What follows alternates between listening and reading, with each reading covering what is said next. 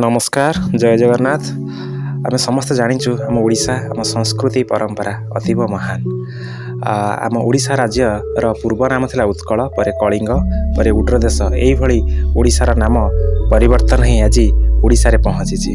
आम समस्ते ओडिया से तो कहुई ओडिया भारी बढ़िया। तेणु ओडिशार संस्कृति बहन करे से प्राचीनतम मंदिर ऐतिह्य तार परंपरा को आज भिडियो मु कोणार्कर सूर्य मंदिर उपरे नहीं आसी। आज को प्राय 800 वर्ष तलर कथा। लांगुड़ा नरसिंहदेव नाम जड़े राजा ओडिशा रे राजूती करुथांती। से सूर्यंकर पूजा पाई सुंदर मंदिर टी तोड़ाइबा इच्छा कले। राजा का आदेश रे सारा राज्यर अनेक कारीगर आसी ठूल हेले। सेमानक भितरु 1200 भल भल कारीगर को बछागला।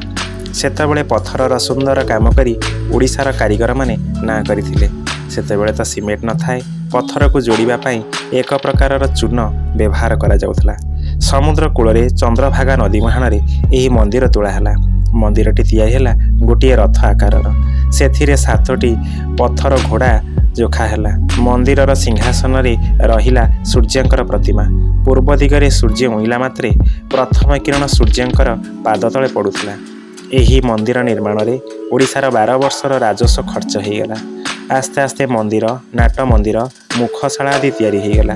गछ लता फूल फल हाथी घोड़ा जीवजंतु देवदेवी मंदिर प्रभृति मूर्ति मध्य करागला। कारीगर माने जेथे थर मंदिर उपरे दधिनौती को बसाउ थांती ताहा खसी पड़ू थाए। मुख्य कारीगर थांती विशु महारणा। से तांकर सबु विद्या बुद्धि खटाई मध्य मंदिरर दधिनौती को बसाई पारु न थांती। दधिनौती को बसाई सारिबा परे ही मंदिर काम शेष हेब। एने राजा अधीर होई पड़िलेनि। से विशु महारणा को डकाई कहिले, मु आउ 7 दिन मात्र समय देउची। एहारी भितरे देउलर मुंडी मारियो नहेले 1200 कारीगरंकर मुंड काट हेब। विशु महारणा मन दुखरे फेरी राजांक आदेश कारीगर भाई मानकु जनाई देले। समस्तंक मुह सुखीगला। घर द्वारा छाड़ी 12 वर्ष काल लगी एडे बड़ मंदिरटाए तोड़िले अथच मंदिरर दधिनौती खंजा जाई पारु नाही। सेथिपाई समस्तंक मुंड काट हेब। विशु महारणा देउल तोड़ाइबाकू घरु आसीबा बेले तांकर पुओटी होइथाए। पुओर नाँ दिया होइथाए धर्मपद, डाक ना धर्मा। ताकू जेतेबेले 12 वर्ष से बापांग पाखकू जीवा पई अळी कला। धर्मा को एकुटिया छाड़िबा पई माँ प्रथमे अमंग हेउथिले।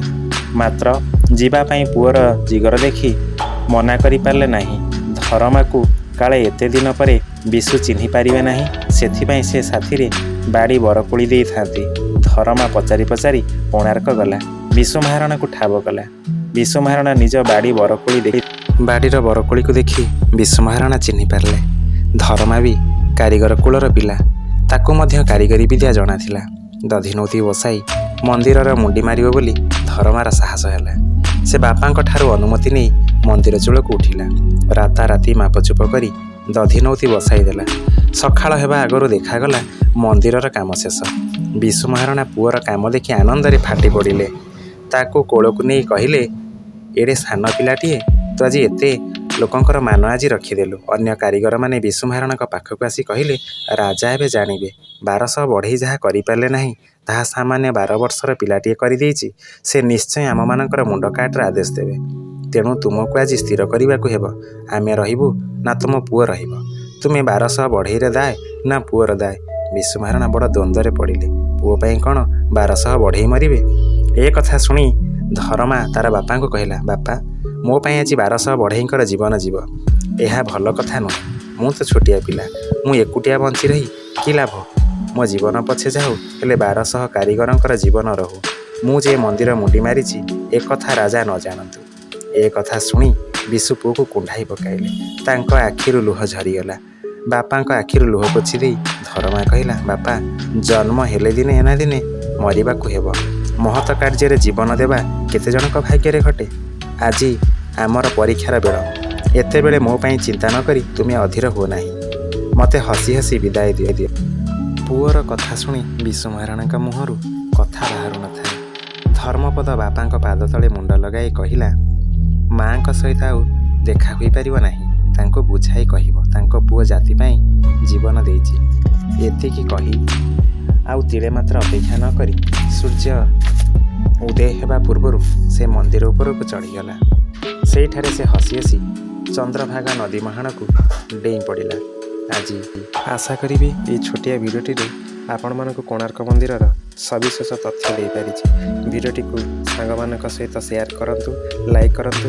ଯଦି ଚ୍ୟାନେଲରେ ନୂଆ ଅଛନ୍ତି ଏଯାଏ ସବସ୍କ୍ରାଇବ୍ କରିନାହାନ୍ତି ତେବେ ସବସ୍କ୍ରାଇବ୍ କରି ବେଲ୍ ଆଇକନ୍ଟି ଦବାଇବେ।